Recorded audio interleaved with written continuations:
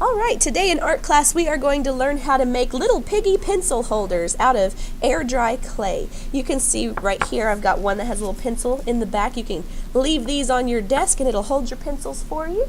And they always turn out super cute. So I want to show you how to do this today.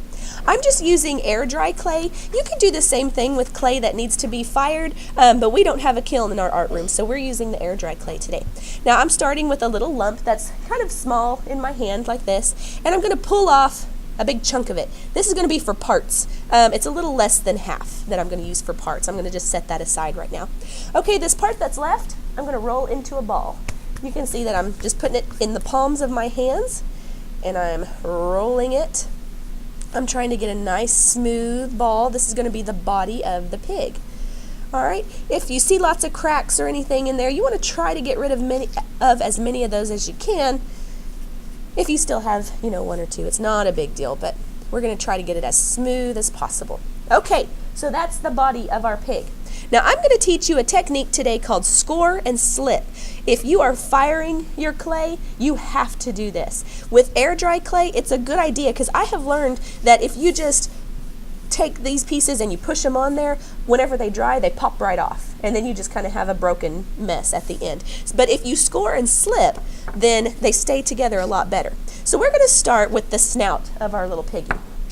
I'm going to tear off a piece of this extra clay that we had and roll a ball. All right, do you see how this is smaller than this one? Okay, so that's going to be our little snout. Now, to score and slip, here's what this means. Scoring means that you're scratching the surface. So I'm just going to use a pencil, and I'm going to scratch the surface, just like if I was cross-hatching, creating a texture there. All right, so I have scored my clay. Now, to create the slip, I've got just a little bit of water in a palette here. You can tell it's not very much at all. It's just a few drops. And then I'm going to take a teeny little piece of clay. See how tiny that is? Not much at all. And I'm using an old dumpy brush, and I'm just going to kind of pound that in there. And you'll notice that your water starts to turn white as that disintegrates in there a little bit. Now, if you're using fired clay, you would do this process a little bit differently, but here's how we do it with air dry clay. Okay, basically what the slip is it's like glue. And this is going to hold your pieces together. So anytime you're adding two pieces together, you have to score and slip. All right, so I have scored the surface here. Remember, scratched it up with a pencil. And now I'm going to slip. That just means I'm going to tap on a little bit of that mixture right there. Okay, so here's the ball I made for the nose, right? I'm going to press that on there and push it down real good so it stays in place. Just like that. All right, so I have created a pig with a nose. You guys see that? All right, next I'm going to add two ears. Now for this, I want two pieces that are about the same size. And I'm going to start by rolling little balls of those. I like to start everything with kind of a nice smooth ball. It gets rid of some of the cracks. All right, and I'm going to try to make triangles out of these. Now here's what I do. I push it together to make a little pancake, and then I just pinch one side like that. See how that makes a triangle? Yeah. That's a really simple way to do it. It's kind of more like a teardrop. That's okay. All right, so pinch it to make a pancake, pinch it to make a triangle, just like that. All right, now each one of these are going to go on top for the ears. Okay, so I'm going to score and slip these in place as well. So here I score, and now I'm going to slip. All right, and I'm going to leave the points at the top.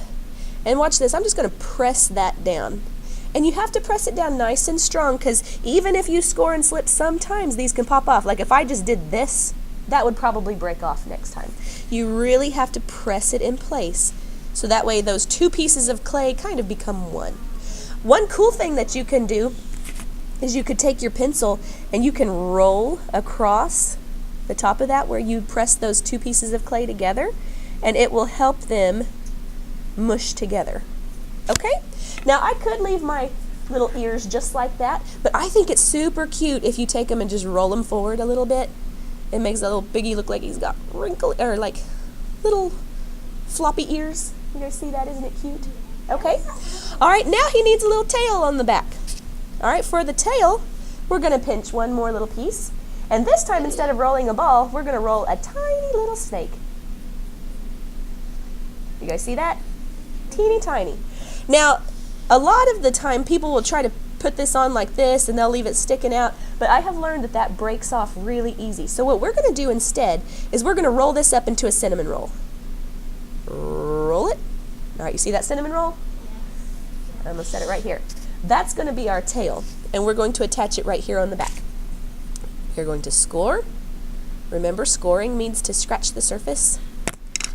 And we are going to slip. Now I'm going to take that and I'm going to press it in really, really good. And you know the edge of that cinnamon roll right there? I'm going to go ahead and do that little trick I taught you just a minute ago where I take and roll my pencil on there. I want that to really stay nice and strong. Now here's one thing with air dry clay that you need to know is that it dries in the air. Okay, air dry clay dries in the air. So that means the longer you play with it, the drier it gets. So if you stop and start over and stop and start over too many times, it'll start to crumble. It'll start to dry out on you. And if you start over too many times, you'll end up with just a crumbly mess on your desk at the end, and you won't have a cute little piggy like this. So try to make sure that you're very intentional with your actions and you're putting things on exactly where you want them, and you kind of leave it alone after you do that. All right, my piggy's missing some details, isn't he? I'm going to use my pencil as a tool today, and I'm going to give him two cute little eyes. Eye.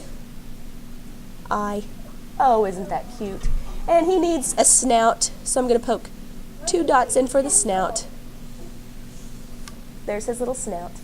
All right, now the last thing, because remember we're making a pencil holder, see how it holds the pencil, is to poke a hole in the back. Now this actually serves 2 purposes. For one thing, it turns him into a pencil holder, but it also helps the clay dry more evenly. If you don't poke that hole in there, these pieces will dry out first and the inside will still be wet and it's more likely to break.